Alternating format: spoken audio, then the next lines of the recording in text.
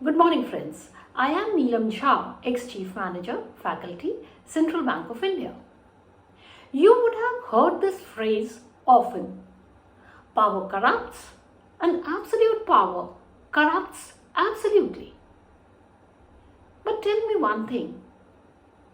Power corrupts people, or do people corrupt power? And does our silence add to the breeding ground for this corruption?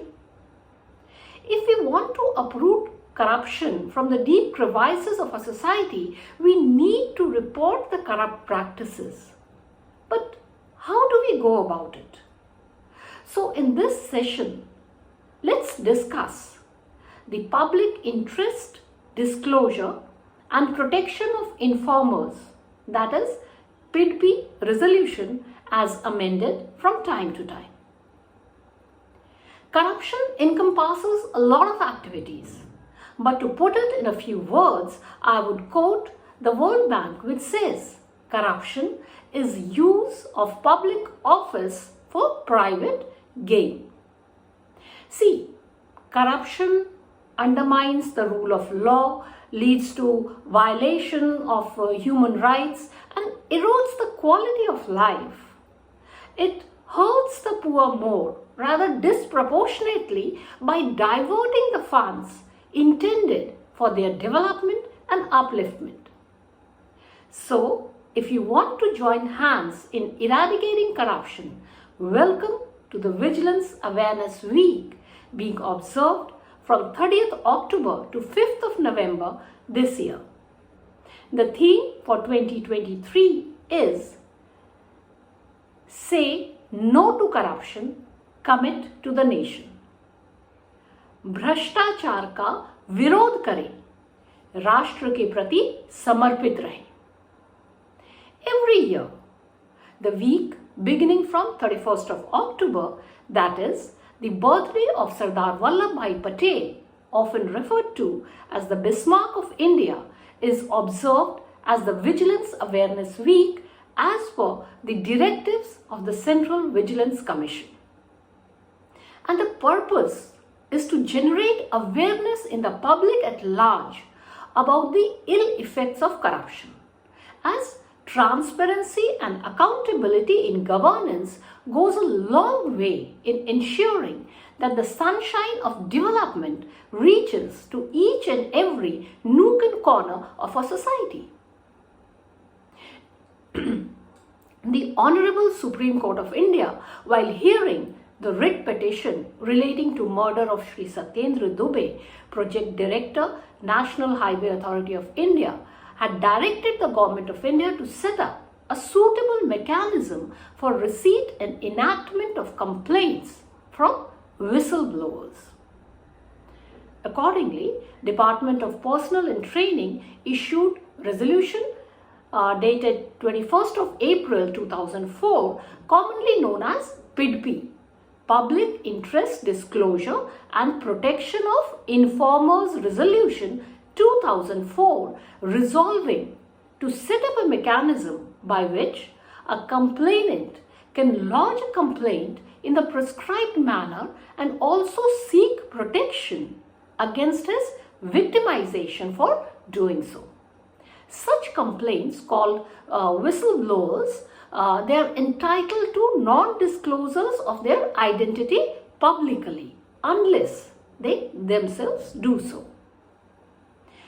PIDPI Resolution of Government of India authorizes the Chief Vigilance Officer of the ministries or departments of the Government of India as the designated authority to receive written complaint or disclosure on any allegation of corruption or misuse of office by any employee of that ministry or department or of any corporation established by or under any central act, government companies, societies or local authorities owned or controlled by the central government and falling under the jurisdiction of that ministry or department.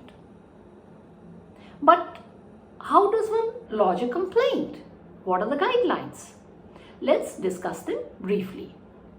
Point number 1 would be the PIDPI complaint should be in a closed and secured envelope and should be addressed to the Secretary, Central Vigilance Commission. The envelope should clearly be inscribed with complaint under the Public Interest Disclosure or PIDPI. Point number 2, the PIDPI complainant should give his or her name in the beginning or end of the complaint or in an attached letter.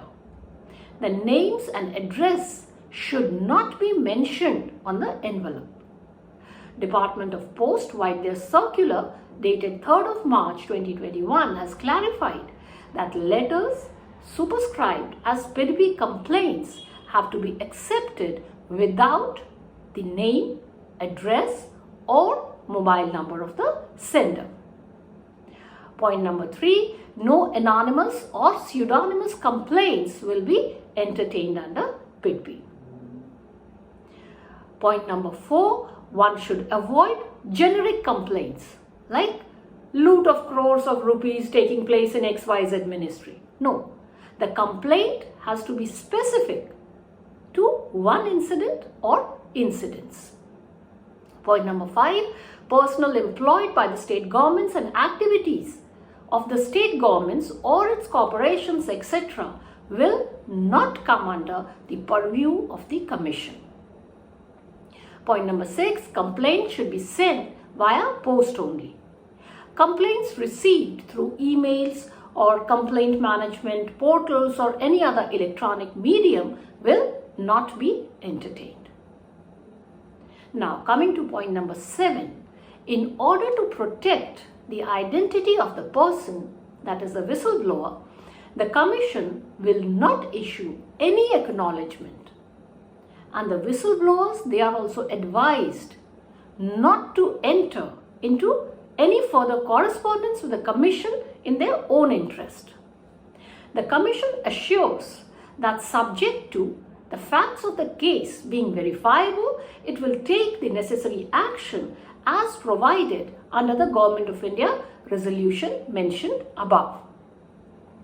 Point number 8, the complaints should have a vigilance angle and should not be used as a portal for grievance redressal. And point number 9, very important, PIDPI complaint should not include details that identify the complainant.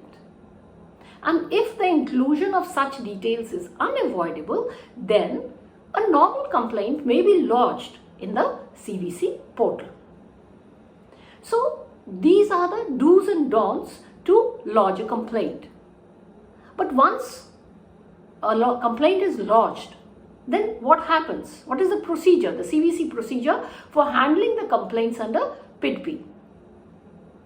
See, once the complaints are received under PIDPI resolution, they are opened in the confidential section and a separate file for each complaint is created after concealing the name and address of the complainant. Then a letter is sent to the complainant to obtain confirmation as to whether he or she has made the complaint. And please note that the Commission has decided to discontinue the practice of obtaining NOC from the whistleblower or the complainant with effect from 30th of July 2021. So now the NOC is no more required. Once the identity is confirmed through, as we said, that a letter is sent to the complainant to obtain his confirmation. So once that confirmation is received, the in charge ensures that the identity of the complainant is removed from the body of the complaint and the dummy complaint is given a number along with the central registry diary number with which the original complaint can be traced back. And what happens to the original complaint? It is kept in a safe or a almirah under lock and key. After that, the dummy complaint is placed before the screening committee under the chairpersonship of the secretary. the screening committee recommends requisite action on the PIDPI complaint after examining the complaint on a parallel file where the identity of the complainant is masked.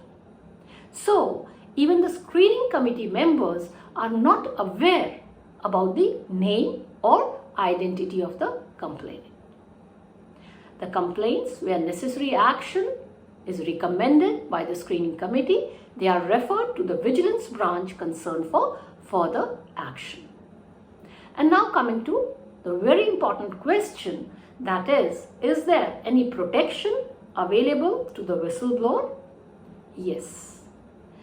The Commission, after receipt of representations in that case, from whistleblowers about threat to their life, takes up the matter with the Ministry of Home Affairs, the nodal agency, to undertake the responsibility of providing security cover to the genuine whistleblowers.